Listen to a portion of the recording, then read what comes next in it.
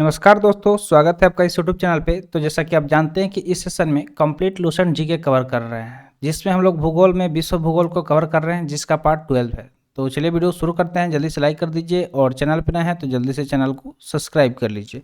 तो इसमें हम लोग यहाँ यानी कि भूकंप के बारे में पढ़ने वाले हैं और इसके आगे जो भी चीज़ें आएगी उसको कवर करेंगे। तो चलिए हम लोग जानते हैं भूकंप के बारे में।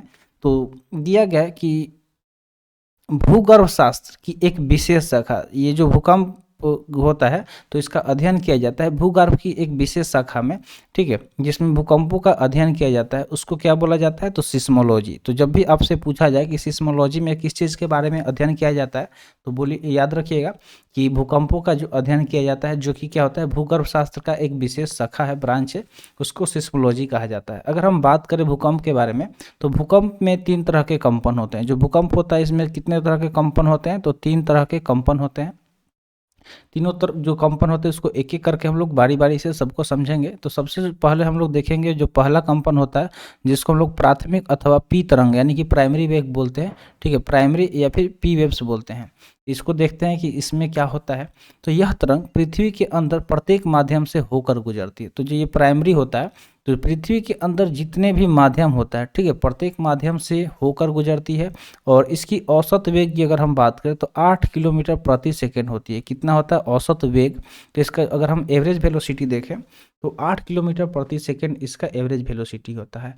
यह गति सभी तरंगों से अधिक होती है। और जो भी तरंग होता है, भूकंप का 3 तरंग होता है, तीनों में ये सबसे अधिक होता है, ठीक है, तीनों में ये क्या होता है? सबसे अधिक होता है, जिससे ये तरंगे किसी भी स्थान पर सबसे पहले पहुंचती है। इस वजह से ये क्या होता है कि जो भी जगह होता है जहाँ पे भूकंप आता है तो सबसे पहले पहुंचता है, क्योंकि ये क्या होता है कि सभी तरंगों में सबसे अधिक होता है। पृथ्वी से गुजरने के लिए इन तरंगों द्वारा अपनाया गया मार्ग नतोदर होता है। तो जो नतोदर के बारे में भी डायरेक्ट पूछा जाता है कि नतोदर क्या होता है, तो याद रखिएगा कि जब पृथ्वी से गुजरने के लिए जो तरंगे होती हैं तो उसके उनके द्वारा जो मार्ग अपनाया जाता है, जो रास्ता अपनाया जाता है, ठीक है, उनको ही क्या कहा जाता है? नतोदर कहा जाता है। आइए अब हम द्वितीय यानी कि एस तरंग के बारे में बात करेंगे। जो एस वेव होता है इसके बारे में जानेंगे कि एस वेव क्या होता है। तो चलिए इसको समझते हैं, तृतीय अथवा एस तरंगे। तो इन्हें अगर हम बोले तो इन्हें अनुप्रस्थ तरंगे भी कहा जाता है, ठीक है। इन्हें कौन सा तरंगे कहा जाता है? तो अनुप्रस्थ तरंगे भी कहा जाता है। यह तरंग केवल ठोस माध्यम से होकर गुजरती है। तो जो अनुप्रस्थ तरंगे होती है ये किससे होकर गुजरती है? तो केवल ठोस माध्यम से होकर गुजरती है, यानी कि जो भी मतलब सॉलिड मीडियम होगा उसी के थ्रू ये गुजरेगा, नहीं तो नहीं गुजरेगा, ठीक है। अगर हम इसकी बात करें तो इसका जो एवरेज वेलोसिटी है 4 किलोमीटर प्रति सेकेंड, यानी कि 1 सेकेंड में 4 किलोमीटर दूरी तय करता है। आइए अब आगे बढ़ते हैं। तो जो हम लोग तीसरा जो कंपन देखेंगे उसको हम लोग बोलते हैं सतही, यानी कि सरफेस या एल तरंगे, ठीक है, सरफेस यानी कि सतही या एल तरंगे बोलते हैं। तो सरफेस या एल वेव्स इसको बोला जाता है। तो इसको हम लोग समझते हैं। तो दिया गया, इन्हें धरातलीय या लंबी तरंगों के नाम से भी पुकारा जाता है। तो ये जो सतही या फिर एल तरंगों की बात करें तो इन्हें धरातलीय यानी कि धरातल पर होने वाले या फिर लंबी तरंगों के नाम से भी पुकारा जाता है। इन तरंगों की खोज एच.डी. लव ने किया था। तो इसका जो ये तरंग है इसका खोज किसके द्वारा किया गया था? एच.डी. लव ने इसका खोज किया था। इन्हें कई बार लव वेव्स के नाम से भी पुकारा जाता है। तो एल वेव्स मतलब लव वेव, ठीक है, शॉर्टकट इसको बोला गया एल वेव्स यानी कि लव वेव्स, यानी कि एच.डी. लव ने इनका खोज किया था, इसलिए इसे लव वेव के नाम से भी पुकारा जाता है। वैसे भूकंप से लव वेव नहीं कीजिएगा, क्योंकि भूकंप आपको कभी कुछ अच्छा दे नहीं सकता है, इससे क्षति ही होने वाला है, ठीक है। तो ये चीज़ आपको याद रखना है। ये नहीं कि लव सुन के वाओ लव है तो यानी कि प्यारा है, ऐसा कुछ नहीं है, क्योंकि भूकंप हमेशा किसी न किसी को क्षति पहुंचाएगा, चाहे आपको हो या आपके पड़ोसी को हो या देश में या दुनिया में किसी न किसी को क्षति पहुंचाएगा।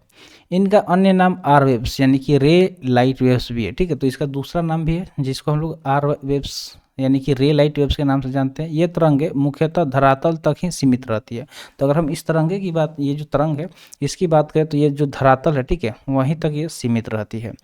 ये ठोस, तरल तथा गैस तीनों माध्यम से होकर गुजर सकती है। तो ये जो वेव है ये तीनों माध्यम जो भी मतलब मीडियम होता है, सॉलिड, लिक्विड, गैस, तीनों से होकर ये गुजर सकती है। इसकी अगर हम चाल की बात करें तो इसका चाल कितना होता है? 1.5 से 3 किलोमीटर प्रति सेकेंड होता है। सतही तरंगे अत्यधिक विनाशकारी होते हैं, और ये जो जिसको आप लव वेव बोल रहे हैं ना, यही सबसे ज़्यादा विनाशकारी होता है, ठीक है। तो सबसे ज़्यादा विनाश कौन सा लाता है? तो सरफेस एल वेव्स जो है यही सबसे ज़्यादा विनाश लाता है। और चलिए अब एक एक करके पॉइंट जो दिया गया है इसको समझते हैं। तो नेक्स्ट पॉइंट यहाँ पे दिया गया है कि भूकंपीय तरंगों को सिस्मोग्राफ, ठीक है, तो सिस्मोग्राफ नामक यंत्र द्वारा रेखांकित किया जाता है। तो एक यंत्र है जिसका नाम है सिस्मोग्राफ, उसके द्वारा ही इसको रेखांकित किया जाता है। इससे इनके व्यवहार के संबंध में निम्नलिखित तथ्य निकलते हैं। तो ये जो सिस्मोग्राफ होता है इससे मतलब ये पता करता है इसके व्यवहार के बारे में, ठीक है। तो चलिए देखते हैं कि क्या क्या बताता है। ABCDE करके यहाँ पे पॉइंट्स दिया गया है, तो इसको समझते हैं। तो यहाँ पे दिया गया है, चलिए एक एक करके सबको समझते हैं। तो सबसे पहले दिया गया है ए वाला, इसको देखते हैं कि सभी भूकंपीय तरंगों का वेग अधिक घनत्व वाले पदार्थों में से होकर गुजरने पर बढ़ जाता है। तो जो भी मतलब अधिक घनत्व वाले पदार्थ हैं, अगर उस जो भूकंप आता है तो उसका तरंग सब जो होता है वो कहाँ बढ़ता है, तो जो अधिक घनत्व वाले पदार्थ होते हैं जैसे वो उससे गुजरता है तो उसका वेग काफ़ी और ज़्यादा बढ़ जाता है, तथा कम घनत्व वाले पदार्थों में से गुजरने पर घट जाता है। तो ये डिपेंड करता है कि किस टाइप के पदार्थ से होकर भूकंप का जो वेव है, तरंग है, वो गुजर रहा है। अगर ज़्यादा डेंसिटी होगा तो उसका स्पीड और बढ़ जाएगा, और कम डेंसिटी होगा तो घट जाएगा, ठीक है। तो ये समझ लीजिएगा, जितना डेंसिटी होगा उतना स्पीड बढ़ेगा, ठीक है, वेग बढ़ेगा यानी कि उसका वेलोसिटी बढ़ेगा, ठीक है, ये चीज़ ध्यान रखना। आगे अगर हम देखें तो यहाँ पे बी नंबर क्या दिया गया कि केवल प्राथमिक तरंगे ही पृथ्वी के केंद्रीय भाग से गुजर सकती है, परंतु वहाँ पर उनका वेग कम हो जाता है। तो जो प्राथमिक वेव है यानी कि प्राइमरी वेव, सिर्फ वही जो ऐसा वेव है जो क्या हो सकता है, पृथ्वी का जो केंद्रीय भाग है वहाँ से गुजर सकता है, लेकिन वहाँ पर क्या होता है, उनका वेग कम हो जाता है। अगर हम देखें थर्ड पॉइंट तो सी वाला, तो गौण तरंगे द्रव पदार्थ में से नहीं गुजर सकती, और जो गौण तरंग है, ठीक है, तो गौण तरंगे जो है वो लिक्विड से होकर नहीं गुजरेगा, तो जो भी द्रव पदार्थ है उससे गौण तरंगे नहीं गुजरेगी। और एल तरंगे की बात करें तो केवल धरातल के पास ही चलती है, तो ये जो है सिर्फ धरातल के पास चलती है एल तरंगे, ठीक है। इसको सरफेस इसलिए बोला गया क्योंकि ये सरफेस पे चलता है। और ई नंबर पॉइंट दिया गया कि विभिन्न माध्यमों में से गुजरते समय ये तरंगे परावर्तित तथा अपवर्तित होती है। तो अलग अलग मीडियम से जब होगा तो परावर्तित यानी कि रिफ्लेक्शन और रिफ्रैक्शन आप सुने होंगे, ठीक है, रिफ्लेक्शन और रिफ्रैक्शन। तो ये दोनों मीडियम के हिसाब से इसमें मतलब होती रहती है कि जिस तरह का मीडियम होगा उसमें रिफ्लेक्शन होगा, और किस अलग मीडियम में क्या होगा कि रिफ्रैक्शन होगा। तो ये चीज़ समझ में आ गया। अब हम लोग समझेंगे भूकंप जो है इसका केंद्र वगैरह के बारे में समझेंगे, केंद्र कहाँ होता है, अधिक अधिक केंद्र कहाँ होता है, इसको समझेंगे। तो चलिए समझते हैं कि जो भूकंप होता है उसके केंद्र के बारे में। तो भूकंप की अगर हम बात करें तो भूकंप का जो उद्भव स्थान होता है, ठीक है, उद्भव स्थान, उसको केंद्र कहते हैं, यानी कि जहाँ से भूकंप स्टार्ट होता है उसको केंद्र कहते हैं। भूकंप के केंद्र के निकट पी, एस तथा एल तीनों प्रकार की तरंगें पहुँचती है। तो जो भूकंप का केंद्र होता है वहाँ पे तीनों तरह के तरंगें पहुँचती है, पी हो चाहे एस हो या एल हो, ठीक है, प्राइमरी, सेकेंडरी या फिर लव वेव इसको बोल सकते हैं, एल वेव। तो ये तीनों वहाँ पे पहुँचती है। पृथ्वी के भीतरी भाग में से ये तरंगे अपना मार्ग बदलकर भीतर की ओर अवतल मार्ग पर यात्रा करती है। तो अगर हम बात करें इसके बारे में तो जो पृथ्वी का जो भीतरी भाग है, ठीक है, तो वहाँ से ये जो तरंगे होती हैं अपना मार्ग बदलकर भीतर की ओर अवतल मार्ग पर यात्रा करती है। भूकंप केंद्र से धरातल के साथ 11,000 किलोमीटर की दूरी तक पी तथा एस तरंगे पहुंचती है, ठीक है। तो जो भूकंप केंद्र है वहाँ से धरातल के साथ अगर हम बात करें तो 11,000 किलोमीटर की दूरी तक पी तथा एस तरंगे पहुंचती है। केंद्रीय भाग जिसको हम लोग कोर बोलते हैं, वहाँ पर पहुँचने पर एस तरंगे लुप्त हो जाती है, और जैसे ही जो एस तरंगे होती है वो केंद्रीय भाग जो कोर होता है वहाँ पे पहुँचने के बाद लुप्त हो जाती है, और पी तरंगे अपरिवर्तित हो जाती है। और जो पी तरंगे होती है वो क्या होती है, अपरिवर्तित यानी कि रिफ्रैक्ट हो जाती है। इस कारण भूकंप के केंद्र से 11,000 किलोमीटर के बाद लगभग 5,000 किलोमीटर तक कोई भी तरंग नहीं पहुंचती है। इस क्षेत्र को छाया क्षेत्र यानी कि शैडो जोन बोला जाता है। तो छाया क्षेत्र किसको बोला जाता है, समझ गए होंगे कि 11,000 किलोमीटर के बाद लगभग 5,000 किलोमीटर तक कोई भी तरंग नहीं पहुंचती है, और वो क्षेत्र क्या कहलाता है, छाया क्षेत्र कहलाता है, ठीक है। अब चलिए अधिकेंद्र के बारे में जानते हैं कि अधिकेंद्र यानी कि जिसको ईपी सेंटर बोला जाता है वो क्या कहलाता है। तो भूकंप के केंद्र के ठीक ऊपर पृथ्वी की सतह पर स्थित बिंदु को भूकंप का अधिकेंद्र कहा जाता है। जैसे मान लीजिए कि भूकंप जहाँ पे आया, ठीक है, तो भूकंप का जो केंद्र होता है, तो जो भूकंप का केंद्र होता है तो केंद्र के ठीक ऊपर मान लीजिए कि ये पृथ्वी है, तो भूकंप का यहाँ केंद्र है, तो केंद्र के ठीक ऊपर यहाँ पे इसको क्या बोलेंगे, अधिकेंद्र यानी कि ईपी सेंटर बोलेंगे, ठीक है। तो यहाँ पे समझ में आ गया होगा। चलिए नेक्स्ट पॉइंट देखते हैं। तो अधिकेंद्र समझ में आ गया किसको कहते हैं कि केंद्र के ठीक ऊपर पृथ्वी के सतह पर स्थित बिंदु को भूकंप का अधिकेंद्र कहते हैं।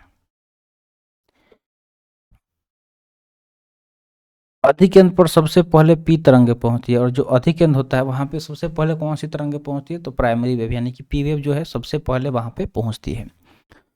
अंतःसागरीय भूकंपों द्वारा उत्पन्न लहरों को जापान में सुनामी कहा जाता है। और जो अंतःसागरीय यानी कि सागर के अंदर भूकंपों द्वारा जो उत्पन्न लहर होता है भूकंप के द्वारा, तो उसको जापान में सुनामी कहा जाता है। ठीक है, तो जापान में सुनामी किस वजह से आता है, तो जो सी होता है समुद्र, ठीक है, तो समुद्र के अंदर जो भूकंप आता है, ठीक है, तो उसके वजह से लहरों में जो मतलब लहरें उत्पन्न होती है बहुत तेजी से, और उसको ही सुनामी बोला जाता है। और सुनामी से जापान में हमेशा कुछ ना कुछ क्षति होते रहता है।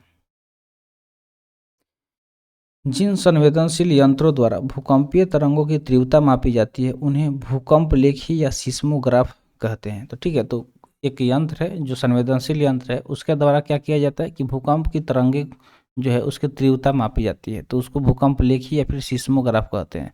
तो एक इसके 3 स्केल हैं, ठीक है, तो इसके 3 स्केल हैं। एक होता है Rossi Feral scale, Mercalli scale और रिक्टर स्केल। ठीक है, तो ये तीनों स्केल पे इसको मेजर किया जाता है। अब रिक्टर स्केल के बारे में हम बात कर लेते हैं। रिक्टर स्केल क्या होता है, तो भूकंप की तीव्रता या ऊर्जा मापने वाली रिक्टर स्केल का विकास अमेरिकी वैज्ञानिक चार्ल्स रिक्टर द्वारा 1935 ईस्वी में की गई थी। तो जो रिक्टर स्केल है इसका खोज कब और किसके द्वारा किया गया था, तो एक अमेरिकी वैज्ञानिक थे जिनका नाम था चार्ल्स रिक्टर, उनके द्वारा 1935 ईस्वी में इस स्केल का खोज किया गया था जिसका नाम क्या है, रिक्टर स्केल। यह एक लघुगणकीय पैमाना है। ठीक है, तो ये क्या है, एक लघुगणकीय पैमाना है जिसका पाठ्यांक 1 से 9 तक होता है। और इसका पाठ्यांक कहाँ से कहाँ तक होता है, 1 से 9 तक होता है। रिक्टर स्केल पर प्रत्येक अगली इकाई पिछली इकाई की तुलना में 10 गुना अधिक तीव्रता रखता है। तो रिक्टर स्केल पर जो मतलब इकाई होता है, तो जो उसका पिछली इकाई है उससे अगला इकाई 10 गुना अधिक तीव्रता रखता है। इस स्केल पर 2.0 या 3.0 की तीव्रता का अर्थ हल्का भूकंप होता है, जबकि 6.2 की तीव्रता का अर्थ शक्तिशाली भूकंप होता है। तो जिस हिसाब से आप सुनते होंगे कि कितना का भूकंप आया था, तो 2 का आया था, 3 का आया था, 4 का आया था, तो सबसे कम मतलब हल्का फुल्का कौन सा था, 2.0 या 3.0। हाल ही में बिहार में भी दिखा था भूकंप। और जो हाई जो होता है उसको क्या बोलते हैं, 6.2 जो है सबसे शक्तिशाली भूकंप होता है जिसमें काफ़ी ज़्यादा क्षति देखने को मिलता है।